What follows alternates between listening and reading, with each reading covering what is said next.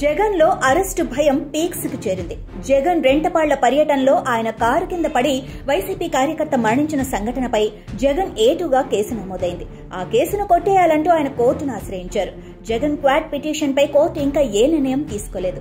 విచారణ జూలై 1కి వాయిదా వేసింది. అయితే కోర్టు విచారణను వాయిదా వేస్తూ జూలై 1 వరకు జగన్ పై ఎటువంటి చర్యలు తీసుకోవద్దని పోలీసులను ఆశ్రయించింది. అంత మాత్రానికే కోర్టు జగన్ ను నిర్దోషిగా భావించిందంటూ వైసీపీ నేతలు కార్యకర్తలు అంటున్నారు. కానీ వాస్తవానికి ఈ కేసులో అరెస్టు తప్పదేమోనన్న భయం జగన్లోనూ ఆ పార్టీ నేతల్లోనూ కనిపిస్తోంది. అందుకే ఇంతకాలం లేనిది ఇప్పుడు హడావిడిగా వైసీపీ నేతల బృందం గవర్నర్ అబ్దుల్ నజీర్ ను గురువారం అనగా జూన్ 26న కలిసి తెలుగుదేశం కూటమి ప్రభుత్వం తనపై తప్పుడు కేసులు పెట్టి వేధిస్తోందంటూ ఫిర్యాదు చేశారు.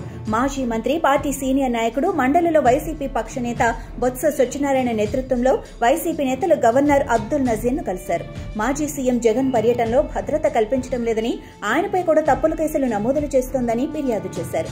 వాస్తవానికి జగన్ రెంటపాళ్ల పర్యటన ఆద్యంతం పోలీస్ ఆంక్షలను, నిబంధనలను తొంగలోకి తొక్కుతూ సాగింది.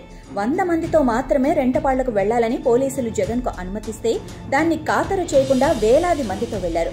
జగన్ కాన్వాయ్లో 3 కార్లకే అనుమతి ఉంటే ఆయన పెద్ద సంఖ్యలో కార్లతో వెళ్లారు. అంతేకాకుండా అడుగడుగునా పోలీసులతో ఘర్షణ పడుతూ శాంతి భద్రతల సమస్య ఉత్పన్నమయ్యేలా చేశారు.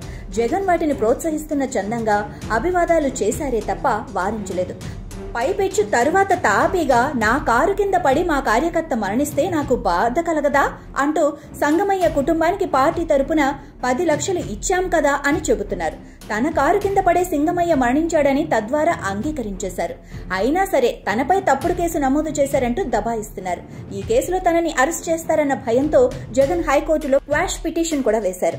ఆ క్వాష్ పిటిషన్ పై కోర్టు ఇంకా విచారించాల్సి ఉంది. కానీ అంతలోనే తమ పార్టీ నేతలను గవర్నర్ వద్దకు పంపించి సీఎం చంద్రబాబు నాయుడు ఆ ప్రభుత్వంపై ఎదురు ఫిర్యాదు చేయటం చూస్తే సింగమయ్య మృతి కేసులో అరెస్టు చేస్తారేమోనని జగన్ భయంతో వణికిపోతున్నారని పరిశీలకులు విశ్లేషిస్తున్నారు.